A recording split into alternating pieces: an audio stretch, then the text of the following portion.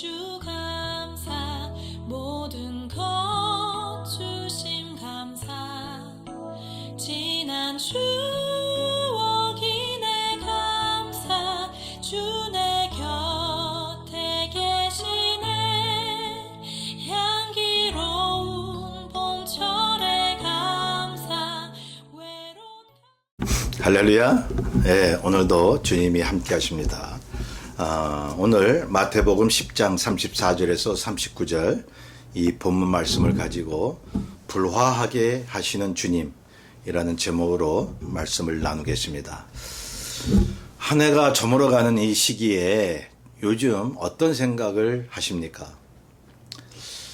우리 한국의 상황을 보면요, 걱정이 좀 들죠. 예, 참 기도해야 할 것입니다. 또 자기의 처지를 생각하며 걱정 속에 사는 분들도 많이 있지 않습니까? 아니면 일이 잘 풀려서 사는 맛이 나는 분들도 계신가요?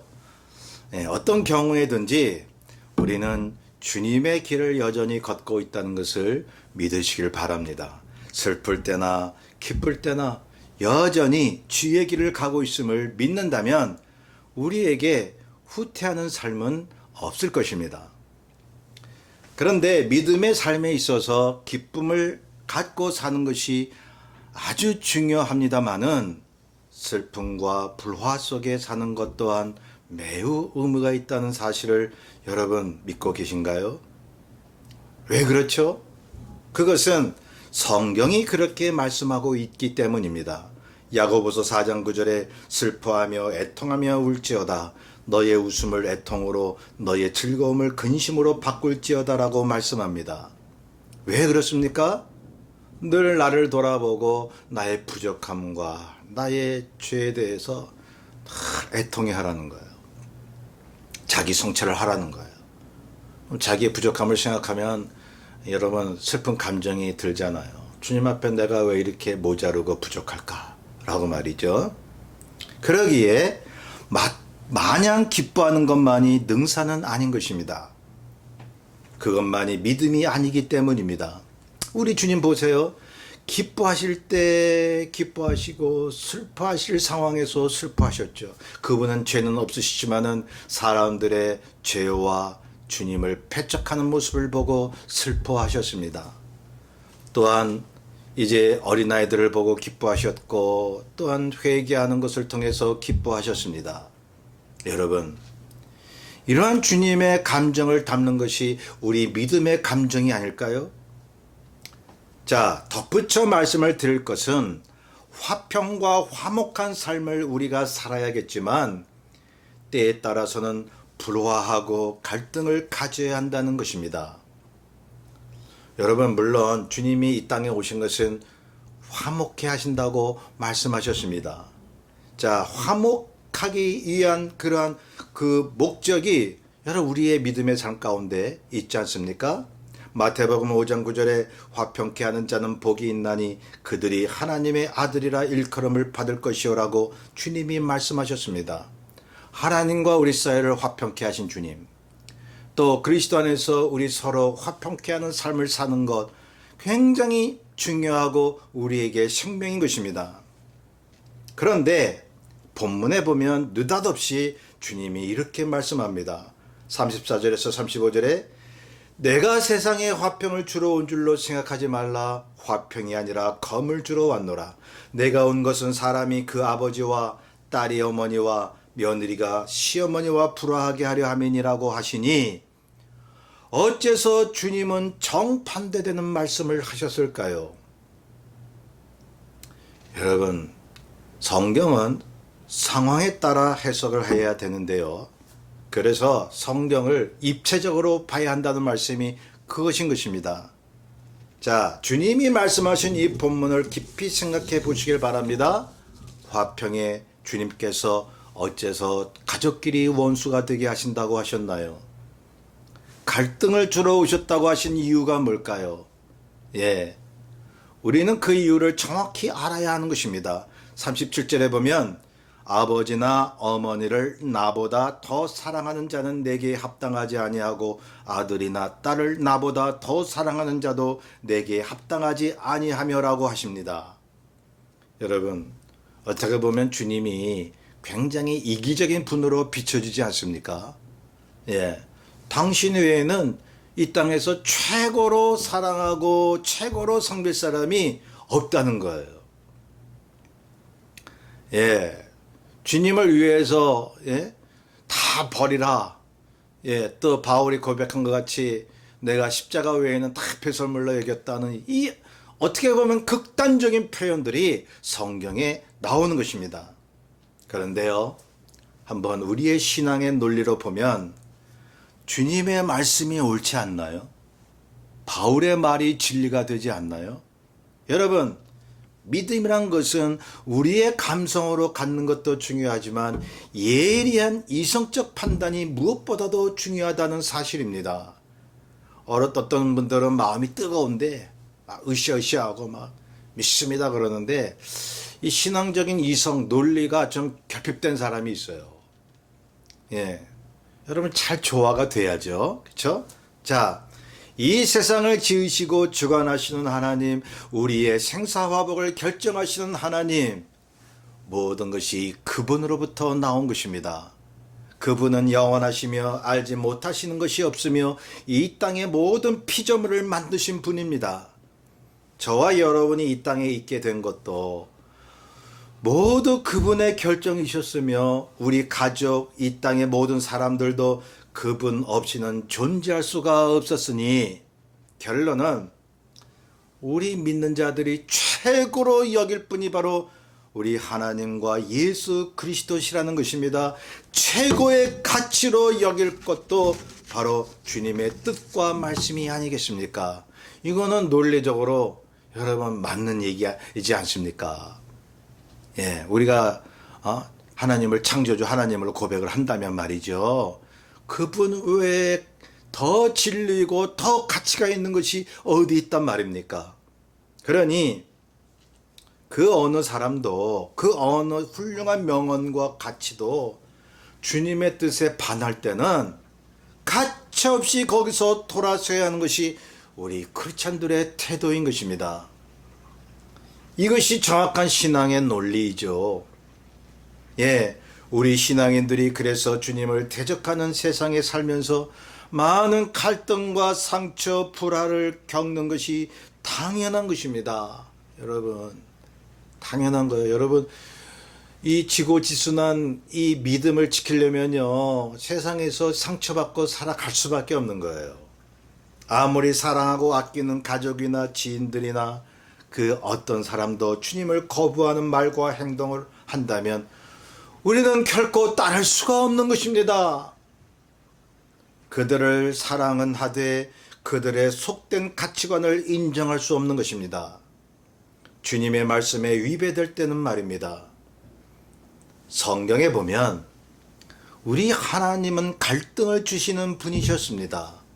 예? 세상 사람들을 주께로 돌이키기 위해서 분쟁과 아픔을 주시는 분이셨습니다. 그렇지 않나 여러분 생각을 해보세요.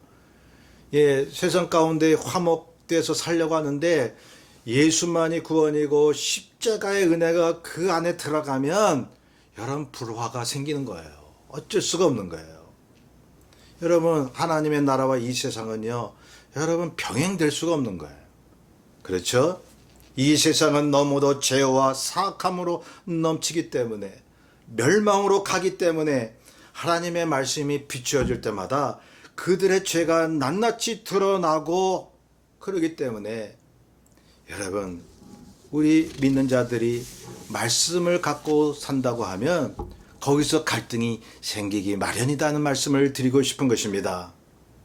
하나님을 믿는다 해도 사람들은 우상 숭배와 탐욕에 살기 좋아하는 근성이 있기 때문에 그럼 하나님의 말씀을 들을 때마다 자신들에게 회방거리로 들리는 사람이 있단 말이죠.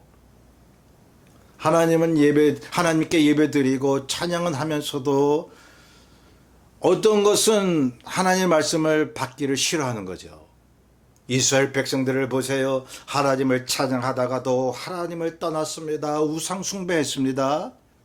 올바로 전하는 참 선지자를 핍박하며 달콤한 말만 하는 거짓 선지자를 따랐던 것입니다. 그래서 이스라엘이 망했다고 말씀드렸죠. 이 진실한 신앙인들도 여러분 때로는 주님 앞에서 떨 수밖에 없으며 애통해야 할 수밖에 없다는 사실입니다. 왜냐하면 우리에게 부족한 게 너무 많은 거예요. 주님을 알면 알수록, 말씀을 공부하면 공부할수록 우리 안에 있는 찌꺼기가 점점 환히 드러나는데요. 그렇기 때문에 우리가 마냥 기뻐할 수 없다는 말씀입니다. 예. 그러기에 갈등을 일으키는 분이 바로 우리 주님이라는 사실입니다. 본문에 주님이 말씀하신 것을 보세요. 화평이 아니라 불화하게 하시며 검을 주러 오셔서 가족과 원수가 되게 하신다는 것은 혈기로 싸우거나 원수 맺으라는 말이 아니죠. 원수 맺어서 가출이라도 하라는 그런 말씀입니까? 아니라는 것입니다. 여기서 말씀하시는 원수는 영적인 원수인 것입니다. 예. 아무리 가족끼리 화목되다 할지라도 거기에 말이죠. 십자가만 들어가면 영적으로 원수가 돼버리는 거예요. 왜 그렇죠? 예. 한쪽은 하나님의 자녀고 한쪽은 어둠의 자녀인 거예요. 그러한 의미에서 영적인 원수가 되는 거예요. 뭐 영적인 원수가 됐다고 해가지고 뭐 그냥 반감을 갖고 막 대적하고 막 싸우려 하고 뭐 그러란 말입니까? 절대 그런 의미로 주님께서 말씀하신 것이 아닙니다. 오히려 그들을 불쌍히 여기고 사랑하고 기도해 줘야 하는 것입니다. 자, 그렇죠. 십자가 안과 밖은 빛과 어두움의 차이이며 생명과 죽음의 차이가 있기 때문이죠. 그래서 정말로 우리가 믿음을 지킨다라고 하는 것은 십자가를 지는 일이잖아요. 예, 아픔을 겪는 일입니다. 십자가를 지는데 왜 고통과 아픔이 없겠습니까? 예, 38절에 나오지 않습니까? 또 자기 십자가를 지고 나를 따르지 않는 자도 내게 합당하지 아니하니라. 예, 다른 게 십자가가 아니라 세상보다 주님의 말씀을 지키고 산다는 것이 십자가입니다. 왜냐고요? 희생과 사람들과의 갈등이 생기기 때문이죠. 예. 다시 말씀드립니다. 우리 주님은 이 땅에 오신 목적이 진정한 하나님과의 화목을 위해서 불화와 갈등을 주러 오셨다는 것입니다. 그 불화와 갈등을 피하는 자는 진정한 신앙인이라고 할 수가 없는 것이죠. 제가 어느 모임에 갔을 때 아주 정기적인 모임이었는데요. 그 멤버 중에 동성애를 찬양하는 분이 있었습니다. 찬양하기보다는 동성애 그거는 하나님의 뜻에 어긋나지 않는다. 동성애 해도 죄가 아니다라고 주장하는 사람들이 있었습니다. 그때 저는 그들을 미워하지는 않지만 성경적으로 동성애는 반드시 죄가 되고 하나님이 싫어하는 것이라고 말을 하고 싶었습니다. 그리고 저는 옆에 있는 어떤 사람과 대화를 나눴습니다. 저 사람들에게 성경적인 어떤 진리를 얘기를 해줘야 되는데 우리가 마땅히 그것을 가르쳐줘야 하지 않습니까? 라고요. 그랬더니 저와 대화하는 그 옆 사람이 말하기를요. 나도 동성애가 죄인 것은 아는데 그걸 저 사람들한테 얘기를 하면 우리의 화목이 깨질 수 있어요. 우리가 뭔데 그들을 정죄할 수 있겠나요? 라고 저한테 얘기하는 것이었습니다. 그래서 제가 그분에게 말씀드렸죠. 물론 화목도 중요하지만 잘못된 것은 알려줘야죠. 우리가 완전해서 그들에게 그런 말을 하려는 것이 아니라 성경이 이렇다고 권면하는 것 아니겠어요? 정죄와 권면은 다른 것 아니겠어요? 라고요. 성도 여러분, 그분이 말하는 화목 말이죠. 거짓된 화목입니다. 잘못된 것을 잘못되었다고 말하지 못하고 화평을 제일 주의로 삼는다면 그것이 바로 사탄의 전략인 것입니다. 갈라지고 불화하는 것이 두려워서, 저 사람과 헤어지는 것이 두려워서 하나님의 말씀을 얼버무리는 거예요. 그렇게 얼버무려서 화목만을 최고 우선주의로 삼는다면 여러분, 이 사람이 주의를 어떻게 하겠습니까? 거짓된 화평과 거짓된 화목에 주의하셔야 합니다. 거기에는 그리스도의 참 생명이 없습니다. 오늘날 종교 혼합주의와 다원주의를 외치는 종교 집단이나 잘못된 교회들이 있습니다. 그들이 외치는 것이 뭐냐 하면 화평이고 화목이고 평화예요. 예수 이름 빼고 그저 하나님 이름으로 하나님을 찬양하긴 하는데 예수 이름 빼자는 거죠.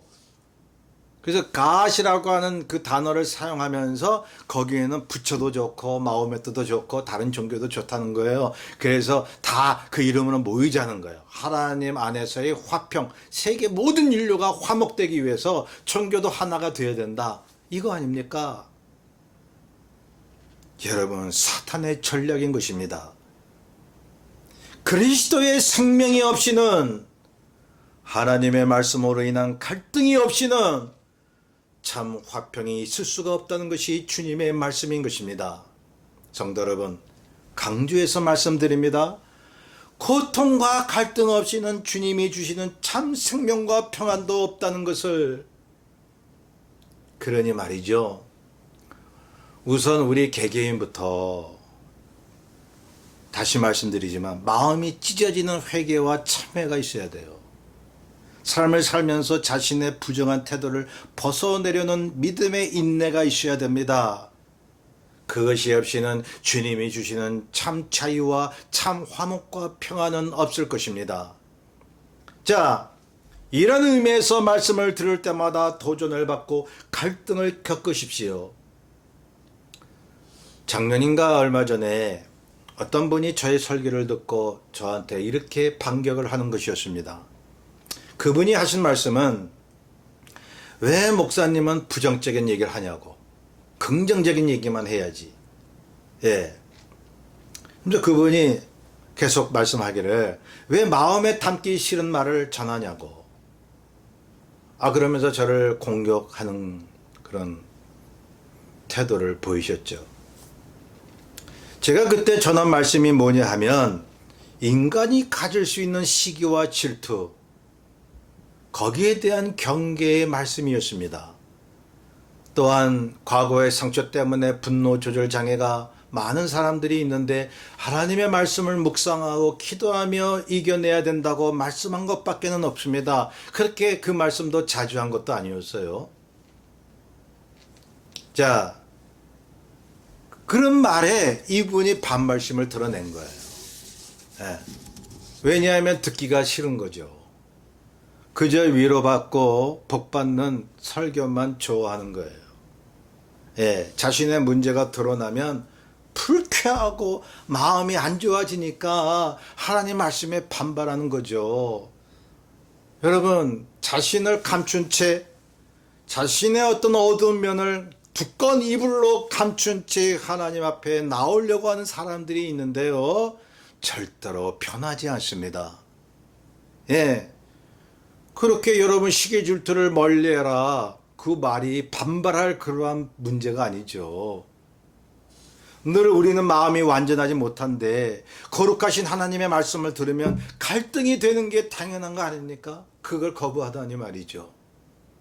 이런 분들이요, 들어보세요. 평생 가야 변하지 않은 채 그리스도의 생명과는 먼 길을 가게 될 것입니다. 결국 그분은 우리 교회를 떠나셨죠. 그리고 다른 교회를 기웃거립니다. 예, 좋은 말만 해주는 교회, 그런 교회를 찾는 거예요.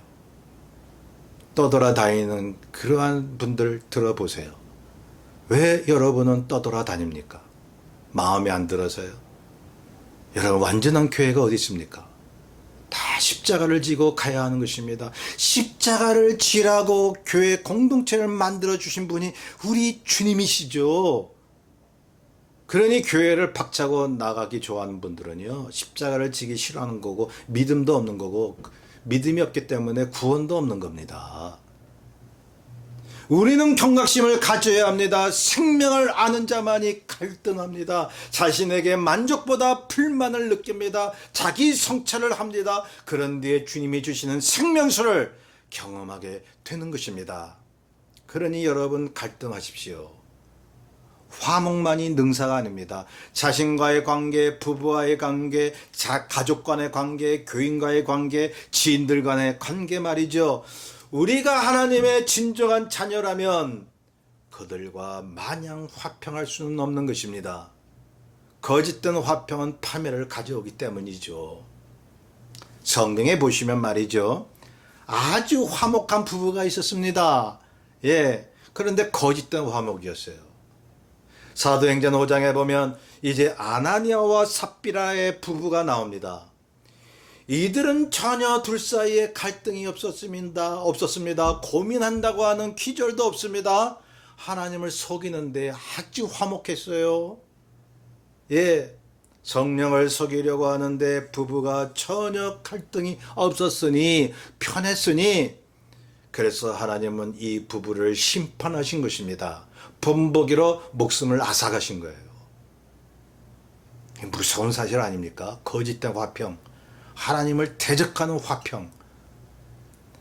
그런데 사무엘상 25장에 보면 나발과 아비가일 부부가 나옵니다. 나발이라는 사람은 다윗에게 야박하게 굴었습니다. 품행이 좋지 못했습니다. 하나님을 두려워하지 않았습니다.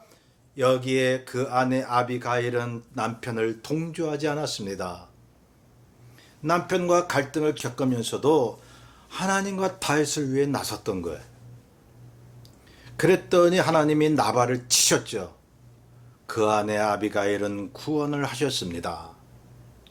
열왕기하 4장에 보면 수넴 여인이 나옵니다. 이 수넴 여인 부부는 하나님의 사람 엘리사를 섬기는 데에 처음에는 갈등이 없었습니다.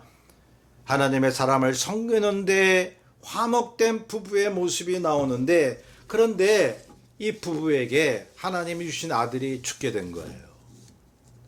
그냥 그 수넴 여인이 아들이 죽으니까 급해가지고 막 이제 하나님의 사람 엘리사를 찾아가려고 하는데 이 남편이 왜 하나님 찾는 날도 아닌데 왜 가냐고요. 아들이 죽었는지 뭐 살았는지 그것도 모른 채 말이죠. 왜 가냐고 말이죠. 갈급한 게 없었던 거예요. 남편은. 아마 아들이 죽은 것을 몰랐던 모양이죠. 여러분, 이 수넴 여인은 남편의 말에 동조할 수가 없었습니다. 갈등을 무릅쓰고 그 먼 길을 갔던 것입니다. 하나님을 찾으러 엘리사에게 갔던 것입니다. 그랬더니 하나님이 이 수넴 여인의 아들을 살려주시잖아요.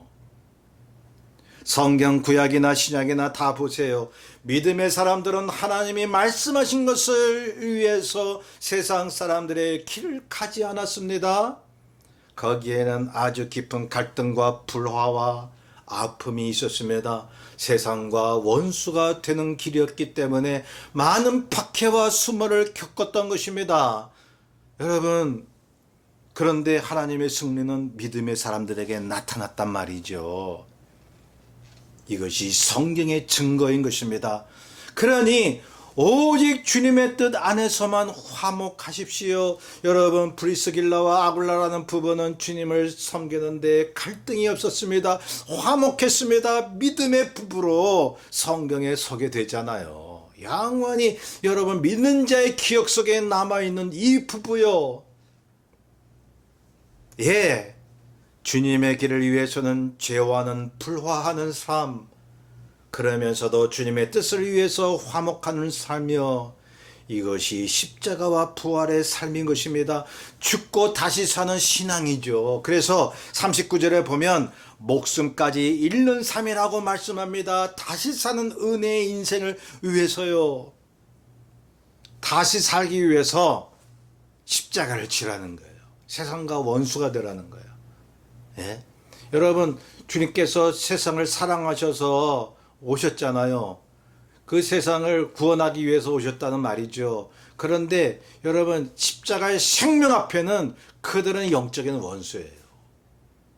자, 이것이 크리스천이 사는 방법이죠. 이런 신앙이 없다면 모두 가짜 신앙입니다. 가짜 신앙은 구원이 없을 뿐만 아니라 오히려 하나님의 말씀을 대적하니까요. 성도 여러분, 하나님의 진정한 화평과 화목을 위해서 갈등의 길을 택하지 않으시겠습니까? 그러면 주님이 기뻐하세요. 함께 하십니다. 저와 여러분은 세상에서 주지 않는 참 평안을 맛보게 될 것입니다. 우리에게 그 평안이 항상 있기를 간곡히 소원합니다. 이 말씀을 생각하면서 찬송가 183장 날 구원